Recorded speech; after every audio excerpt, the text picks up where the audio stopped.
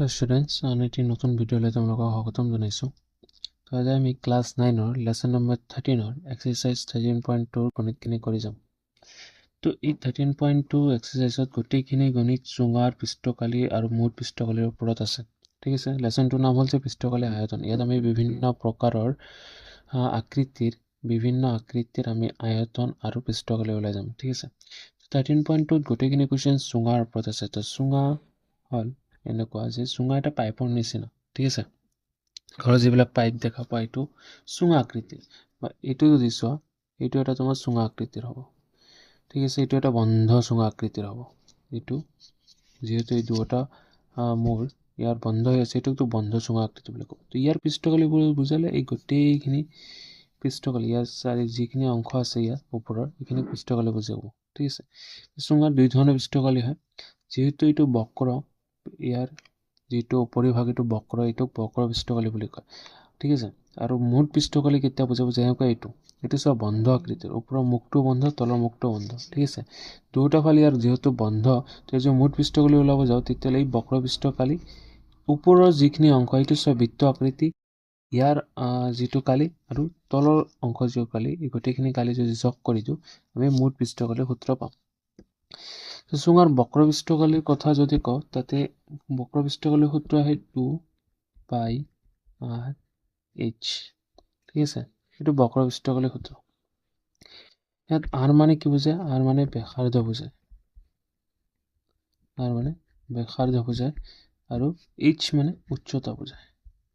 এইটো যদি চুঙা আকৃতি, এই যে ইয়াৰ যিখিনি মুখখিনিৰ এই কেন্দ্ৰৰ পৰা ইয়ালৈকে যিটো দূৰত্ব, এইটো হ'ব ইয়াৰ ব্যাসাৰ্ধ। ঠিক আছে, আৰু উচ্চতা যিখিনি কম, কিমান অখ, এইটো তাৰ উচ্চতা বুজাব। তো এইটো তোমাৰ উচ্চতা। ঠিক আছে, অকল বক্ৰ পৃষ্ঠকালিৰ কথা ক'লে তোমালোকে এইটো সূত্ৰ ব্যৱহাৰ কৰিব লাগিব 2 পাই r h। আৰু যেতিয়া মুঠ পৃষ্ঠকালিৰ কথা ক'ব তেতিয়া সূত্ৰটো আহিব 2 পাই r into r plus h। এইটো মুঠ পৃষ্ঠকালিৰ সূত্ৰ, মনত ৰাখিব, মুঠ পৃষ্ঠকালি। ঠিক আছে, আৰু এইটো বক্ৰ পৃষ্ঠকালি বুজাব, বক্ৰ পৃষ্ঠকালি। এই দুটা সূত্ৰ আমাক মনত ৰাখিব লাগিব, আৰু ইয়াৰ টাৰ্মবিলাক মনত ৰাখিব লাগিব যে r মানে ব্যাসাৰ্ধ বুজায়, h মানে উচ্চতা বুজায়। ঠিক আছে, এতিয়া কুৱেশ্যন যদি চাওঁ, প্ৰথম কুৱেশ্যন আছে 13.2 নম্বৰ 1 কুৱেশ্যন। বুজি চোৱা যে কি কৈছে কুৱেশ্যন চোৱা, যে 14 সেন্টিমিটাৰ উচ্চতাৰ লম্ববৃত্তাকাৰ চুঙা। লম্ববৃত্তাকাৰ মানে চুঙাৰ কথাই কৈছে, ইয়াত বেলেগ কোনো ভাবিব নালাগে, লম্ববৃত্তাকাৰ থাকক বা অকল চুঙা থাকক একেই বস্তু। এটাৰ বক্ৰ পৃষ্ঠকালি 88 বৰ্গ সেন্টিমিটাৰ যদি হয়, চুঙাটো ভূমিৰ ব্যাস নিৰ্ণয় কৰা। এতিয়া ইয়াত বক্ৰ পৃষ্ঠকালি দিয়া আছে, আমাক কি ওলাব লাগে? ব্যাস ওলাব লাগে, আৰু উচ্চতা দিয়া আছে। ঠিক আছে, তো যি দিয়া আছে আমি প্ৰথমে লিখিলো যে দিয়া আছে চুঙাটোৰ উচ্চতা h ইকুৱেল টু দিয়া আছে তোমাৰ 14 সেন্টিমিটাৰ। ব্যাসাৰ্ধ দিয়া নাই, ব্যাসাৰ্ধটো আমি r বুলি ধৰিলো। এতিয়া ব্যাস মানে কি হয়? ব্যাস মানে ব্যাসাৰ্ধৰ ডাবল হয় না? তো আমি কি জানো, আৰু কি দিয়া আছে? ওকে, আৰু দিয়া আছে চুঙাটোৰ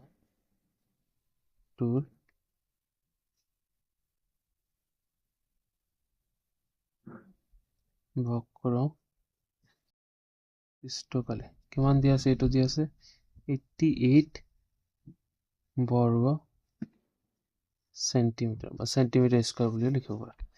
এতিয়া চুঙাৰ বক্ৰ পৃষ্ঠকালি সূত্ৰ আমি জানো 2 পাই r h, এইটো পাই ইকুৱেল টু 88।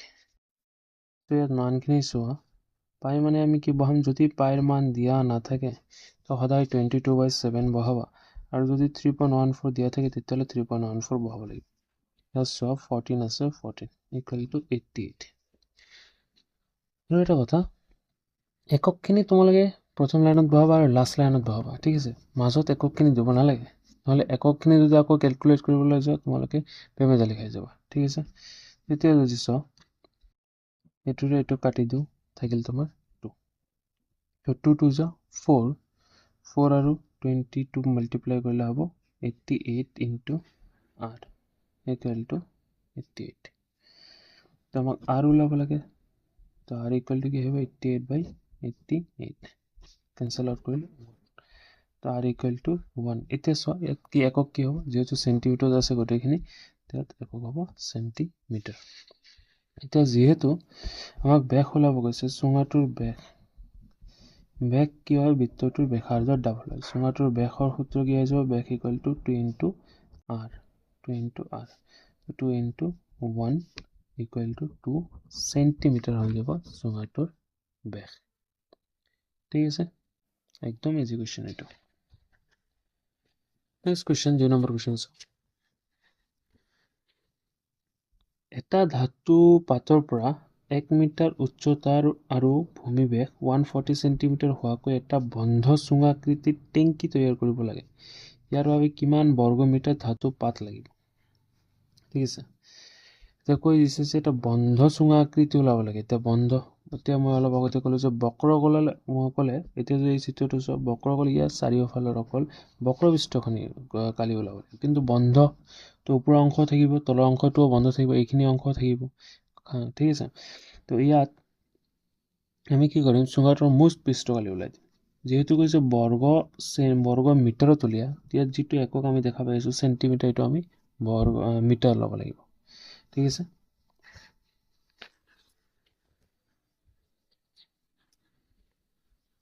দুই নম্বৰ যদি চাওঁ দিয়া আছে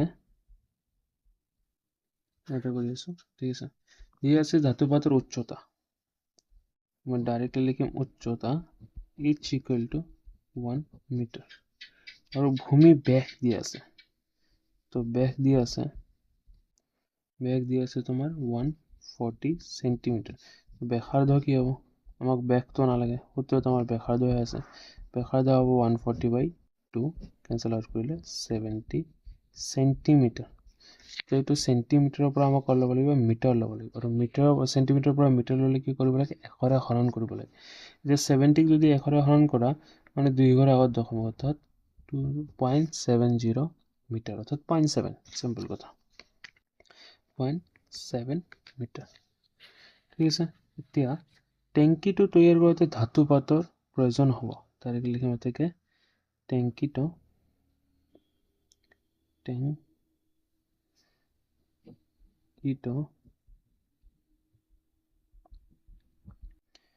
তৈয়াৰ কৰোঁতে ধাতু পাতৰ এটা কোৱেশ্চন যিভাবে সোধা হয় সেই হিচাপত আমি লিখি যাম প্ৰয়োজন হ'ব কিমান প্ৰয়োজন হ'ব এতিয়া চোৱা যেহেতু বন্ধ চুঙা আকৃতি আছিল তো আমাৰ সূত্ৰ কি হ'ব 2 পাই r into r plus h ঠিক আছে এটা মই মানখিনি বহাই লৈছো 2 into যেহেতু পাইৰ মান দিয়া নাই তো 22/7 ধৰিম r মান সো ইয়াত কিমান 0.7 into 0.7 plus h ৰ মান কিমান ইয়াত 1 ঠিক আছে এতিয়া চোৱা এইটো 7 কাটা গ'ল পয়েন্ট আছে এইটো দেখি তোমালোকে ভয় খাব নালাগে এতিয়া চোৱা হাতেৰে হাতক কাটিলে কিমান বাৰ যায় একবাৰ যায় তো ইয়াত 1 ঘৰ দশমিক ইয়াত 1 ঘৰ দশমিক দি দিয়া ঠিক আছে তো বাহিৰত কি থাকিল ইয়াত 2 into 44 মানে 2 into 22 মানে 44 এতিয়া 44 into 1 মানে কি হ'ব 44 আহিব কিন্তু ইয়াত দশমিক আছে 1 ঘৰ আগত ইয়াৰ আগত মই 1 ঘৰ আগত দশমিক দি দিম ঠিক আছে ইনটু এতিয়া ইয়াত ইনটু হৈছে কি ইনটু হৈছে 0.7 plus 1 এই দুটা যোগ কৰিলে হ'ব 1.7 ঠিক আছে তো এই দুটা আমি পূৰণ কৰি দিম 44 আৰু 17 টো মাল্টিপ্লাই কৰিব লাগিব সাইডত কৰিবা তোমালোকে 7 4 28 8 2 7 4 28 2 30 4 4 8 4 7 7 4 8 কি ঘৰ আগত দশমিক ইয়াত 1 ঘৰ ইয়াত 1 ঘৰ 2 ঘৰ আগত দশমিক তো ইয়াত আহিব দশমিক তো 7.48 বৰ্গ মিটাৰ অৰ্থাৎ মিটাৰ স্কয়াৰ হয়ে যাব তোমাৰ প্ৰয়োজনীয় ধাতু পাতৰ পৰিমাণ বুজি পাইছা একেবাৰে সৰু গণিত ইমান ডাঙৰ নহয় 2 মাৰ্কৰ গণিত থাকিব এইবিলাক 2 মাৰ্কৰ বেছি নাথাকে নেক্সট কোৱেশ্চন সো এটা কোৱেশ্চন আহি থাকে পৰীক্ষাত যে ধাতুৰ পাইপ এডালৰ দিক 77 সেন্টিমিটাৰ। এতিয়া দিক মানে ইয়াত উচ্চতাটো বুজাই আছে, দিক আৰু উচ্চতা একে কথা। ইয়াৰ কোণে প্ৰস্থচ্ছেদৰ অন্তঃবেগ 4 সেন্টিমিটাৰ আৰু বহিবেগ 4.4 সেন্টিমিটাৰ। তেতিয়াহ'লে তলৰ কথাকেইটা নিৰ্ণয় কৰা। ভিতৰৰ বক্ৰপৃষ্ঠকোণে, বাহিৰৰ বক্ৰপৃষ্ঠকোণে আৰু মুঠ পৃষ্ঠকোণে। ঠিক আছে। এতিয়া ইয়াত কি কৈছে যে এটা ধাতুৰ পাইপৰ যিটো ধাতুৰ পাইপ এডালৰ যিটো দিক আছে এইটো 77 সেন্টিমিটাৰ আছে। প্ৰস্থচ্ছেদৰ অন্তঃবেগ দিয়া আছে 44 সেন্টিমিটাৰ আৰু বহিবেগ দিয়া আছে 44 সেন্টিমিটাৰ। অৰ্থাৎ এতিয়া এইটো কেনেকৈ বুজাও যে তোমালোকৰ চিত্ৰকোণ এইটো দিয়া আছে, ঠিক আছে। অৰ্থাৎ ইয়াৰ ভিতৰৰ অংশখিনি বেগ দিয়া আছে তোমাৰ 4 সেন্টিমিটাৰ, বাহিৰৰ অংশখিনি বেগ মানে ইয়াৰ পৰা একেলগে বাহিৰলৈকে তোমাৰ 4.4 সেন্টিমিটাৰ দিয়া আছে, ঠিক আছে। তো দুটা পাইপটো অলপ মোটা ধৰণৰ আছে। তো এইটো যদি চাওঁ যে পাইপ তোমালোকে চাইছা নহয়, এটা আমাক কপলা বস্তু লাগিল হয়, তেতিয়াহ'লে আমি ভালকৈ বুজাব পাৰিলোঁ হয়। বা চিত্ৰটো এনেকৈ চাব পৰা যে এইটো চাওঁ 13.10, ঠিক আছে। এইটো যিটো চাই আছে ইয়াৰ অন্তঃবেগ বুজালে ইয়াৰ পৰা এইখিনি বুজাই আছে। বহিবেগ মানে ইয়াৰ পৰা গোটেইখিনি একদম বাহিৰলৈকে যিটো বেগ এইটো বুজাই আছে, ঠিক আছে। তো প্ৰথম দুটাৰ কাৰণে আমাৰ কোনো ধৰণৰ পৰিৱৰ্তন নাই। চোৱা যিটো অন্তঃবেগ আছে অন্তঃবেগ হিচাপত আমি সূত্ৰত বহাই দিম, দুয়োটাই আহি যাব, আৰু বহিবেগ হিচাপত সূত্ৰত বহাই দিম, দুয়োটাই আহি যাব। আমাক ধ্যান ৰাখিব লাগিব 3 নম্বৰ গণিতটো কৰোঁতে যেতিয়া মুঠ পৃষ্ঠকোণ ওলাম, ঠিক আছে। চাওঁ কৰি যাওঁ। তো লিখিম যে পাইপডালৰ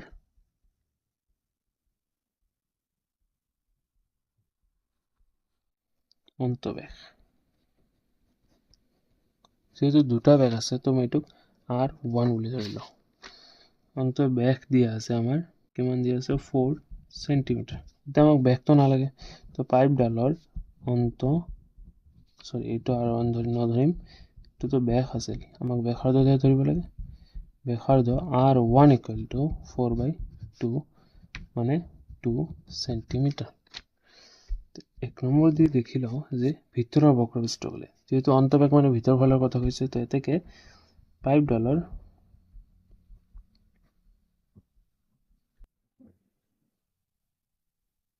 ভিতৰৰ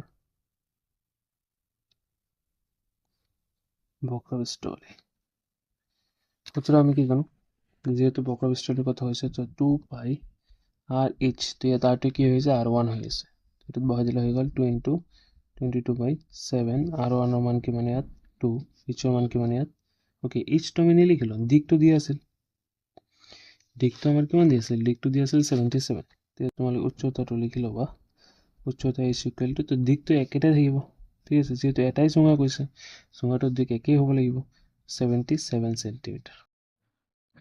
তো এইটো কেঞ্চেল কৰিলে 11, ঠিক আছে। মাল্টিপ্লাই কৰিছোঁ 2 × 2 = 4, 4ৰে 22ক মাল্টিপ্লাই কৰিলে 88 × 11। এইটো পূৰণ কৰিলে 8 × 8 = 9, 88ৰ 8 কি থাকিল, হাতত 8 থাকিল, এগেইন 8 × 8 = 88, ঠিক আছে। 11 × 8 88, এগেইন 8 প্লাছ কৰি দিলে কি হৈ যাব 90 আৰু 2 96। তো 968 কি আছিল আমাৰ একক সেন্টিমিটাৰ, সেন্টিমিটাৰ স্কুৱেৰ আহি যাব তোমাৰ ভিতৰৰ বক্ৰপৃষ্ঠকোণ। তো একেধৰণে 2 নম্বৰ পাইপডালৰ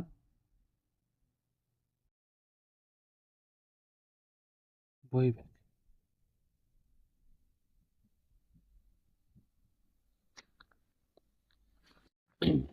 পাইপডালৰ বহিবেগ কি হ'ব 4.4 সেন্টিমিটাৰ। পাইপডালৰ ব্যাসাৰ্ধ R2 = 4.4 / 2। হৰণ কৰি দিব তোমালোকে, 4ৰে 2ৰে 4 কাটিলে 2, 2ৰে 4 কাটিলে 2, 11 দশমিক 11 দশমিক এনেকৈ কৰিবা, ঠিক আছে। আগতে দশমিক লৈ কনফিউজ হ'ব নালাগে। তেতিয়া পাইপডালৰ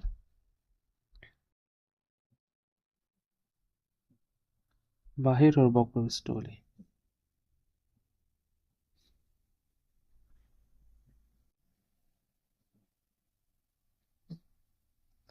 2 পাই আৰ এইচৰ সূত্ৰত বহাই দিয়া 2 পাই ইয়াত r2 বুলি ধৰিছোঁ তো r2h পাইৰ মান 22/7 r2ৰ মান আছে 2.2 into h ৰ মান আছে 77 তো h ৰ মান ইয়াত সেমে থাকিব যেহেতু একেটাই জোঙাৰ কথা কোৱা হৈছে তো এইটো কাটিলে 11 yes so 44 11 ৰে এইটো মাল্টিপ্লাই কৰিলে 2 11 2 গুণ 22 ৰ 2 হাতৰ 2 11 2 গুণ 22 ৰ 2 23 11 কত হবে 11 দেখুন এই দুটা পূরণ করা 232 into 44 যেনেকে আমি নরমালি পূরণ করি তেনেকে কৰিম দশমিকৰ লগত একো কথা নাই 2 4 গুণ 8 4 3 গুণ 12 2 হাতৰ 1 4 2 গুণ 8 9 সেম আহিব 8 2 9 আহিব 8 দশৰ হাতৰ 1 12 2 হাতৰ 1 9 কে 10 11 কত হবে 11 কত হবে 1020.8 ঠিক আছে এখানে কি হবে তার সেন্টিমিটার স্কয়ার এটা হয়ে গেল বাহিৰৰ বক্ৰপৃষ্ঠকালি মুঠ পৃষ্ঠকালি কথা যদি কম 3 নম্বৰটো কৰিম ঠিক আছে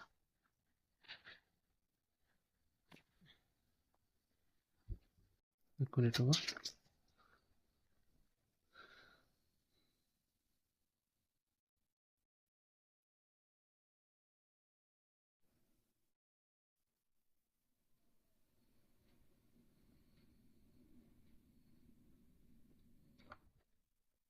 মুঠ পৃষ্ঠকালি কি হ'ব চিত্ৰটো যদি আঁকিব যাওঁ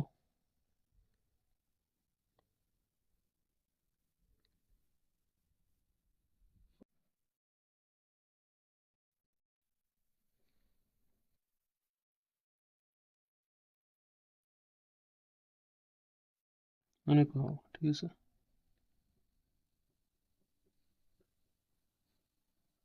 অৰ্থাৎ এইখিনি ভিতৰৰ বক্ৰপৃষ্ঠকালি মুঠ পৃষ্ঠকালি এতিয়া আছে ভিতৰৰ বক্ৰপৃষ্ঠকালি বাহিৰৰ বক্ৰপৃষ্ঠকালি এতিয়া আকৌ যেতিয়া মুখৰ কথা কম এইখিনি অংক সফলা কিন্তু ইয়াৰ অংশখিনিতো আছে হয় নাই ইয়াত এটা আছে ঠিক একেদৰে তলতো আছে তো এইখিনি অংকৰ কালি আমাক লাগিব মুঠ পৃষ্ঠকালি ক্ষেত্ৰত ইয়াৰ কালিখিনি কি হ'ব এতিয়া চোৱা এইখিনি মই এতিয়া বুজাই আছো ডাইৰেক্টলি তাৰপিছত কৰিম তেতিয়া যদি চোৱা এইটো ডাঙৰ এটা বৃত্ত ইয়াৰ পৰা ইয়ালৈকে কি এইটো বহিবেগ যেটো আমি r2 বুলি ধৰিছো আকৌ এইটো এটা বৃত্ত ইয়াৰ পৰা ইয়ালৈকে কি এইটো অন্তবেগ তো বহিবৃত্তটোৰ কালি কি হ'ব পাই r স্কয়াৰ তো পাই r2 স্কয়াৰ এইটো কি হ'ব অন্তবৃত্ত কি সৰু বৃত্তটোৰ কালি ঠিক আছে তো এইটো কালি কি হ'ব পাই r1 স্কয়াৰ এটা আমাক লাগে কোনখিনি আমাক লাগে এইখিনি তো গোটেইখিনি কালি মানে গোটেইখিনি অংক এই বৃত্ত কালি মানে কি গোটেইখিনি অংক বুজায় তেৰ গোটেইখিনি অংকৰ পৰা এই সৰু অংকখিনি মাইনাস কৰি দিলে আমি কোনখিনি পাম এই সৰু দিকখিনি পাম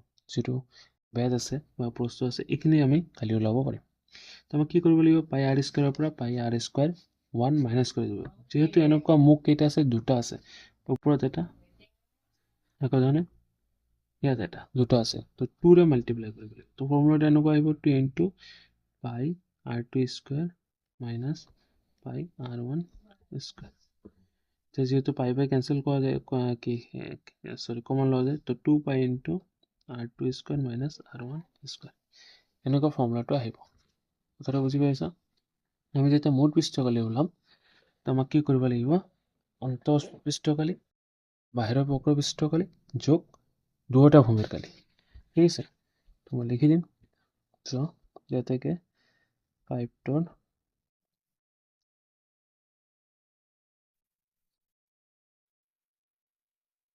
মুঠ পৃষ্ঠকালি সমান সমান বাহিৰৰ বক্ৰপৃষ্ঠকালি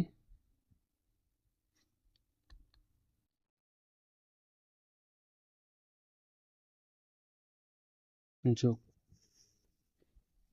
ভিতৰৰ বক্ৰপৃষ্ঠকালি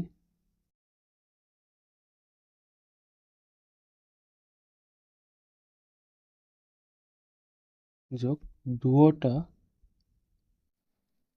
ভূমিৰ কালি ঠিক আছে তো বাহিৰৰ বক্ৰপৃষ্ঠকালিৰ সূত্ৰ কি কিমান হলো 1020.8 প্লাস ভিতৰৰ বক্ৰপৃষ্ঠকালি 968 আৰু দুয়োটা ভূমিৰ কাৰণে আমি কি সূত্র ওলালো এইখিনি है ना 2 into pi into r square minus r1 square. 2 into pi r2 square minus r1 square. ঠিক আছে, যে এখানে আমি ক্যালকুলেট করব।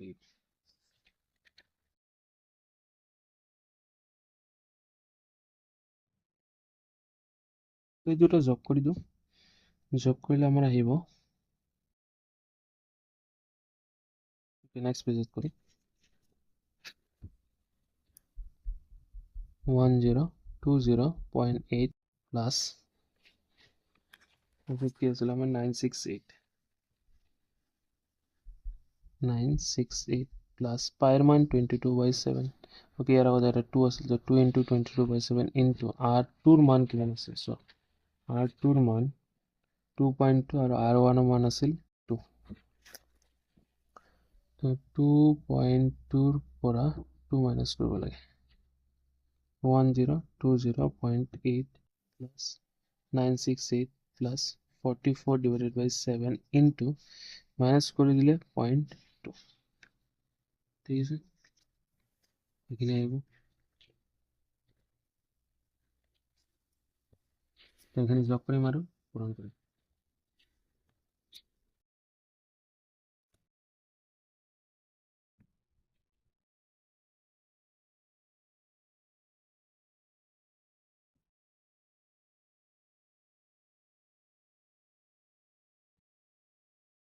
এটা অবশ্য চাই লাগে, কিন্তু পূরণ করতে ভুল হল নাকি?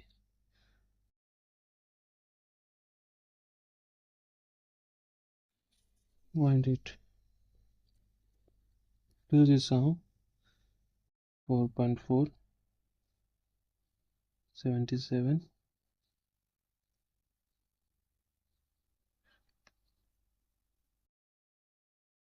और ইয়াত ভুল হৈছে ন, 24 আহিব ইয়াত। তো ইয়াত আমাৰ 4 আহিব, মাল্টিপ্লিকেশ্যন কৰাটো অলপ ভুল হৈ গ'ল।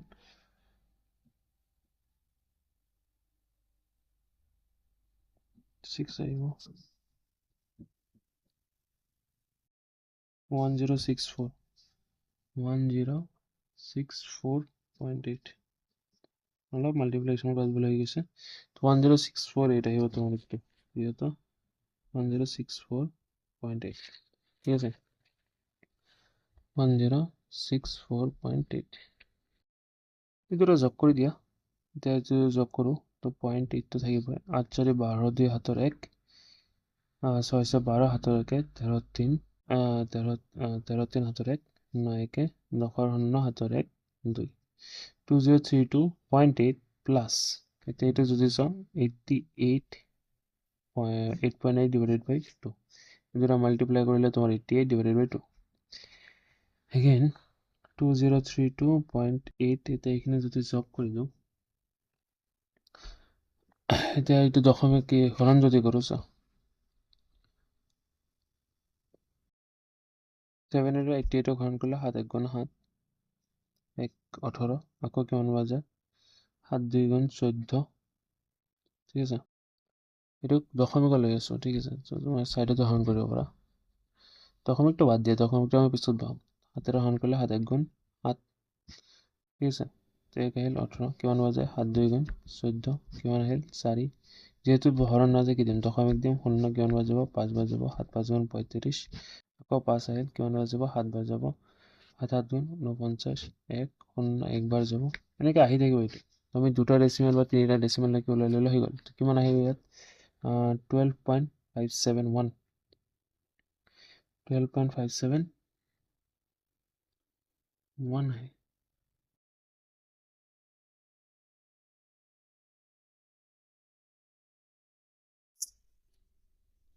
এটা বস্তু আৰু ভুল কৰিলোঁ আমি, এটা স্কুৱেৰ আছে, এইটো হ'ব নোৱাৰে। ঠিক আছে, এটা পুৰণা বেমেজালি কৰি দিলে আমাৰ। 1064.8 প্লাস 968 প্লাস লাইনো কাটি দিওঁ, ইয়াত আমাৰ হ'ব 44/7 ইনটু এটা মাল্টিপ্লাই, কি মাল্টিপ্লাই কৰা 2.2 into 2.2 মাল্টিপ্লাই কৰিলে 4 4, ইয়াতো 4 4, আহিল তোমাৰ 484 তো 484 মাইনাছ 4 ইয়াত আহিব পইণ্ট ঠিক আছে 2 ঘৰ আগত দশমিক ইয়াতো চোৱা এটা ঘৰ দুটা ঘৰ আগত দশমিক আহি যাব তো 1064 আৰু এইটো প্লাছ কৰিলে আহিব 2032.8 প্লাছ 44/7 ইনটু মাইনাছ কৰিলে কি হ'ব 0.84 ঠিক আছে এইটো কাটা যায় হাতেৰে 7 1 গুণ 7 1 14 7 2 গুণ 14 2 ঘৰ আগত দশমিক ঠিক আছে 2032.8 প্লাছ এই দুটা মাল্টিপ্লাই কৰা 4 12 গুণ 48 8 হাতৰ 4 4 12 গুণ 48 48 আৰু 4 যোগ কৰা 52 2 ঘৰ আগত দশমিক 2 ঘৰ আগত দশমিক এইটো যোগ কৰি দিয়া ইয়াৰ একনে ইয়াত 0 0 আৰু 8 যোগ কৰিলে 8 8 আৰু 2 10 0 হাতৰ 1 দশমিক তলত দশমিক 5 2 7 1 8 3 তো 2038 সেন্টিমিটার আছিল হয় আমার হয় সেন্টিমিটার আছিল তো কি হ'ব 2038 সেন্টিমিটার স্কয়ার এটো হৈ যাব তোমাৰ চুঙাটোৰ মুঠ পৃষ্ঠকালি ঠিক আছে বুজি পাইছা নিশ্চয় প্ৰথম দুটা ইজি কিন্তু মুঠ পৃষ্ঠকালিটো ওলাওতে অলপ সাৱধান হ'ব লাগিব আমাক বুজিব লাগিব কোনটোৰ পৰা কেনেকৈ ওলোৱা হ'ল তোমালোকে ভালকৈ চাই ল'বা ভালকৈ প্ৰেক্টিছ কৰিবা এই ধৰণৰ গণিত পৰীক্ষাত হোৱাৰ সম্ভাৱনা থাকে ঠিক আছে তো নেক্সট এটা কোৱেশ্চন চাওঁ আৰু কোৱেশ্চন নম্বৰ 4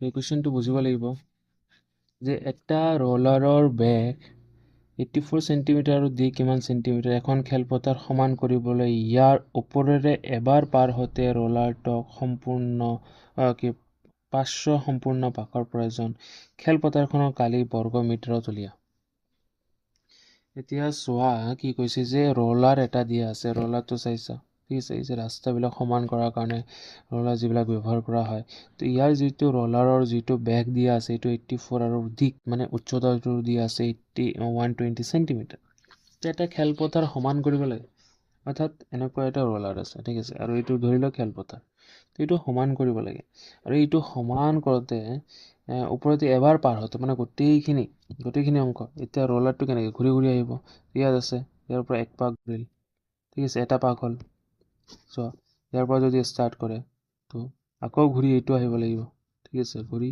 ইয়াত আহিল তো এইটো এটা এক পাক হ'ল ঠিক আছে এনেকৈ কিমান পাকৰ প্ৰয়োজন সম্পূৰ্ণ কৰিবলৈ কিমান পাকৰ প্ৰয়োজন হয় 500 পাক 500 পাকৰ প্ৰয়োজন হয় তো খেলপথাৰখনৰ কালি ওলাব লাগে বৰ্গমিটাৰত ওকে এতিয়া চোৱা ইয়াৰ পৰা যেতিয়া এক পাক কৰিব এনেকৈ এক পাক মানে কি ইয়াৰ পৰা ষ্টাৰ্ট হৈছে চোৱা এইটো অংশৰ পৰা মানে এইটো অংশ ওপৰত আহিব লাগিব আকৌ এইটো অংশ ওপৰত আহিব লাগিব তেতিয়া তোমাৰ এক পাক হ'ব এইটো ঘূৰিল এনেকৈ ঘূৰি ইয়াৰ ওপৰত আহিল ঠিক আছে অৰ্থাৎ এই যে যিটো ৰোলাৰ বা এইটো যিটো কি আকৃতিৰ চুঙা আকৃতিৰ এইটো এক পাক ঘূৰা মানে গোটেই বক্ৰপৃষ্ঠকালিখিনি ঘূৰা ঠিক আছে ইয়াৰ পৰা ষ্টাৰ্ট কৰিল ঘূৰি আকৌ ইয়াত আহিব লাগিব ঠিক আছে ইয়াৰ পৰা ষ্টাৰ্ট কৰিল মানে কি আকৌ ঘূৰি আহি সেই আগৰ অংশটোতে পাব লাগিব তেতিয়া তাক এক পাক বুলি ক'ম এক পাক ঘূৰা মানে ইয়াৰ যিটো কালি ৰোলাৰটো যিমানখিনি কালি সিমানখিনি কালি জাগা মানে যিটো ঠাই সেইখিনি অংশৰ সমান কৰা বুজাব তো এনেকৈ এক পাক কৰিল আৰু এক পাক দুই পাক এনেকৈ টোটেল 500 পাক যেতিয়া ঘূৰে তেতিয়া গোটেই খেলপথাৰখন কি হয় সমান কৰে বুজি পাইছে কথাটো এতিয়া চোৱা ৰোলাৰখনৰ গোটেই যিমান 500 পাক ঘূৰাৰ পিছত যিমানখিনি অংশ সমান কৰিব এইখিনি কাৰ কালি খেলপথাৰখনৰ কালি হয় না তো অৰ্থাৎ এবাৰ এক পাক ঘূৰোতে যিমানখিনি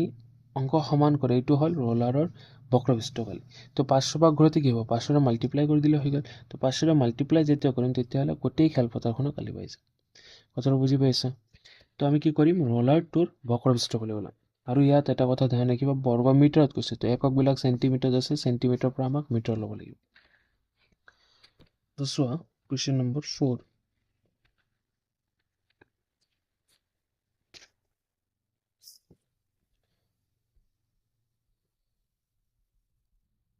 দিয়া আছে ৰোলাৰটোৰ বেগ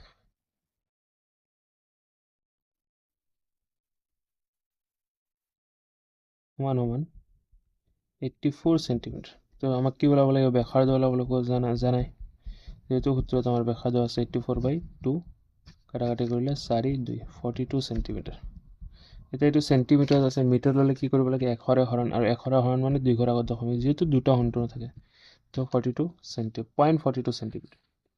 আকৌ ৰোলাৰটোৰ কি দিয়া আছে দিক দিয়া আছে দিক মানে উচ্চতা বুজায় h = 120 সেন্টিমিটার।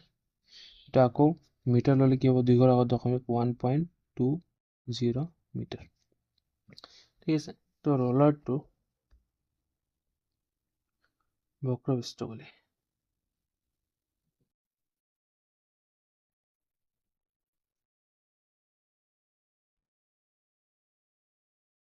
বক্ৰপৃষ্ঠ কালি যেহেতু সূত্ৰ আমাৰ কি হয় 2 পাই আৰ h পাইৰ মান যেহেতু দিয়া নাই 2 × 22/7 আৰ মান কি হ'ব তোমাৰ 0.42 × 2 ৰ মান 1.2 এতিয়া কাটাকাটি কৰা 7 ৰে 42 কাটিলে 7 6 × 42 মাল্টিপ্লাই কৰা 44 ইনটু এটো মাল্টিপ্লাই কৰা 72 ইয়াত 2 1 ঘৰ আগত দশমিক ইয়াত 1 ঘৰ আগত টোটাল 2 ঘৰ আগত দশমিক ঠিক আছে তো এই দুটা মাল্টিপ্লাই কৰা 0.72 মাল্টিপ্লাই বাই 4 54 4 2 8 7 4 28 8 8 2 8 7 1 10 11 7 1 2 3 তো 3168 কি ঘৰ আগত দশমিক 2 ঘৰ আগত দশমিক ইমান মিটাৰ স্কয়াৰ হ'ব ৰোলাৰটো বক্ৰপৃষ্ঠ বুলি আৰু এক পাক ঘূৰোতে যিমান পৃষ্ঠকালি কভাৰ কৰে বা খেল বা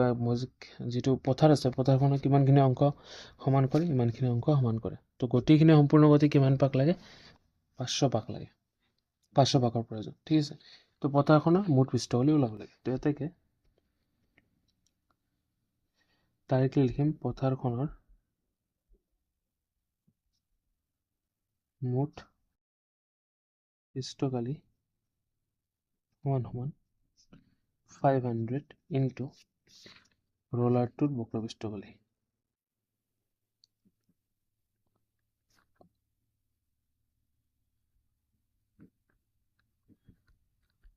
500 into 31.68 so মুখে মুখে পূরণ করা যায় 15 টো বাদ দিয়া 5 রে পূরণ করা 8 5 গুণ 40 0 হাতৰ 4 5 6 গুণ 30 আৰু 4 34 4 হাতৰ 3 ঠিক আছে 5 গুণ 5 আৰু 3 8 5 3 গুণ 15 ইয়াত দুটা শূন্য আছে দুটা শূন্য পিছত বহাই দিয়া এটা দশমিক দিব লাগিব ইয়াত 2 ঘৰ আগত দশমিক 1 2 2 ঘৰ আগত 15840 মিটাৰ স্কয়াৰ তোমাৰ কি হ'ব পথাৰখনৰ কালি হ'ব ঠিক আছে ভিডিও ভিডিওত আমি এই চাৰিটা কোৱেশ্চনে ইয়াতে সামৰিলো নেক্সট ভিডিওত আৰু কোৱেশ্চন কিটা মই কৰাই আছো আৰু তোমালোকৰ এনুৱেল এক্সাম যেহেতু আৰম্ভ হৈ গৈছে মেথছৰ এক্সামৰ আগে মই আৰু কিছুমান এমসিকিউ ইম্পৰ্টেন্ট এমসিকিউ লেসন 4 5 ৰ 5 to 6 ৰ যিমান ইম্পৰ্টেন্ট এমসিকিউ আছে গোটেইখিনি দিয়াৰ চেষ্টা কৰিম ঠিক আছে আজিৰ কাৰণে এইখিনিয়ে ধন্যবাদ